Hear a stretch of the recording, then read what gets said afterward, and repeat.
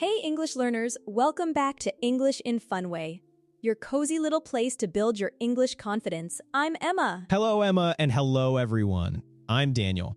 How are you doing today, Emma? I'm doing great, Daniel, actually. But you know what? Just this morning, I was trying to order my coffee, and for a split second, my brain just froze.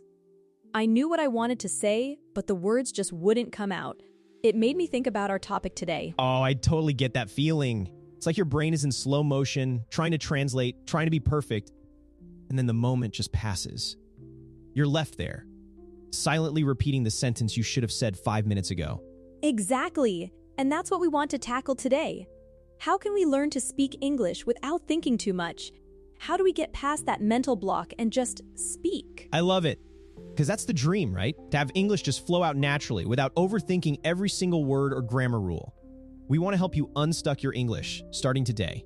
Let's go! So, Daniel, why do you think this happens?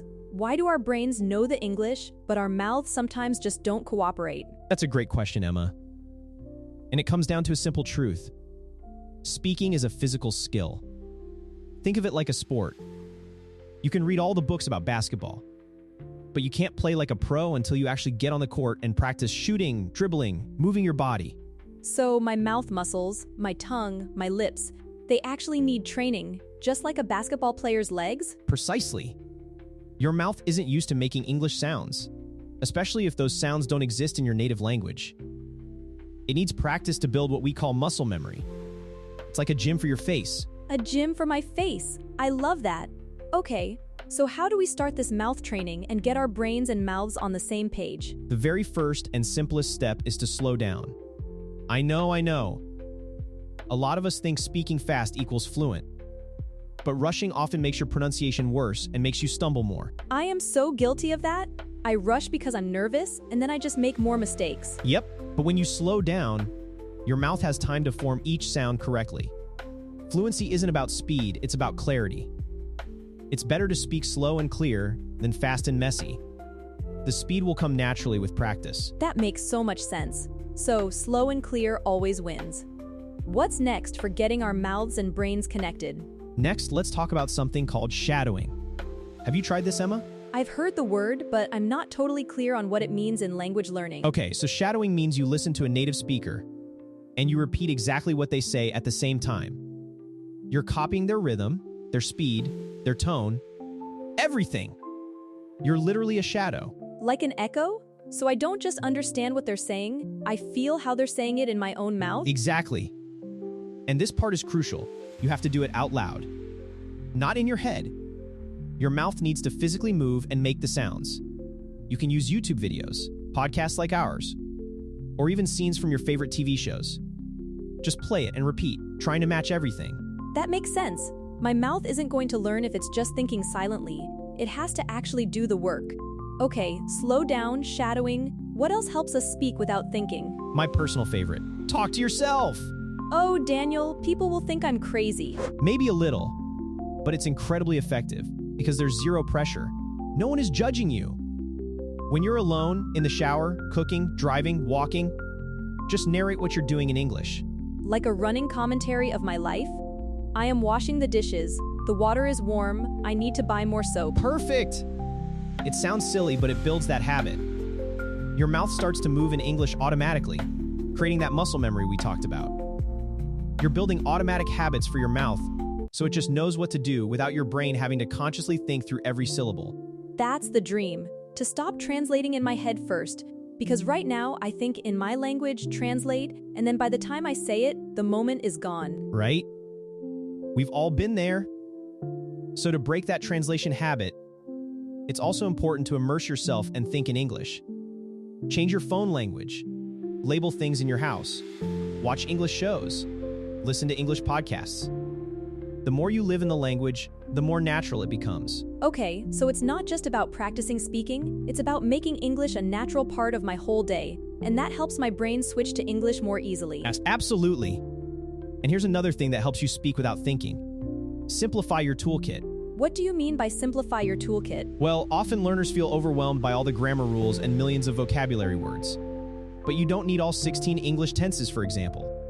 In daily conversation, native speakers mostly use just 5. Simple present, present continuous, simple past, present perfect, and simple future with will. So, by focusing on the most useful parts of English, I have less to overthink and I can grab the right words faster? Exactly. Same goes for verbs. Instead of trying to learn thousands of complicated verbs, master the essential action verbs like go, come, get, take, put, and make. These are the engines of English. And once you use them confidently, you can express so much without hesitation. So it's like giving myself fewer but stronger tools. So instead of, I will proceed to the office, I can just say, I'll go to the office. Exactly. See how much easier that feels? Less thinking, more speaking. And remember, consistency beats intensity every time. It's better to practice these simple things for 15 minutes every day than to have one big, stressful 3-hour session once a week. That's like watering a plant a little bit every day, instead of dumping a huge bucket on it once a week and hoping for the best. Perfect analogy. Your English is that plant. Water it a little every day and watch it grow. And finally, remember this. Doing builds confidence, not waiting. You don't need to feel ready to start. Every time you open your mouth and speak English, even alone, even with mistakes, you are becoming a better English speaker. That's such a powerful message. Don't wait until you're perfect. Just start practicing today. Yes! You have the plan, you have the tools, and now you have absolutely no excuse. Okay, Daniel, before we go, it's time for our vocabulary moment. We want to give our listeners a few useful phrases from today's episode that they can use right away. I love this part. Okay, phrase number 1. Freeze up. Emma, you use this at the beginning. It means to suddenly become unable to move or speak because of fear or nervousness. Right. Like, I froze up when the teacher called on me, or my brain sometimes freezes up when I try to speak English. Perfect. Phrase number 2. Running commentary. This means continuously describing or narrating what is happening, like a sports announcer. So when I'm talking to myself in English, I'm giving a running commentary of my day. I'm making a running commentary of my morning routine to practice my English. Excellent example. And phrase number 3. Muscle memory. This is when your body learns to do something automatically through lots of practice, like a pianist's fingers on the piano. Oh, so speaking English out loud helps build muscle memory for my mouth. That's so clear. Exactly. Use these phrases this week, listeners. That's how they become yours. Okay, Daniel, we're coming to the end of today's episode.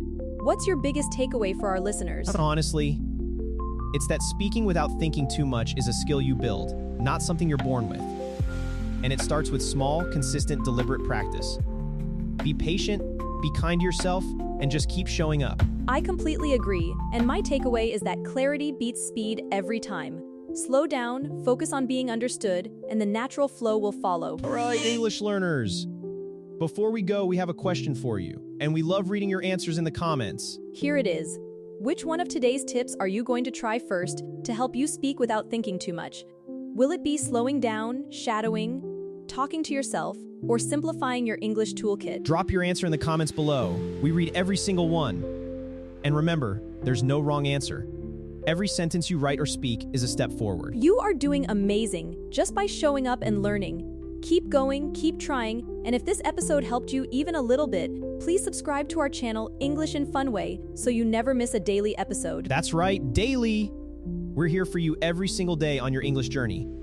Thank you so much for spending this time with us today. Keep practicing, keep going, and we will see you in the next episode. Bye for now! See you tomorrow, English learners.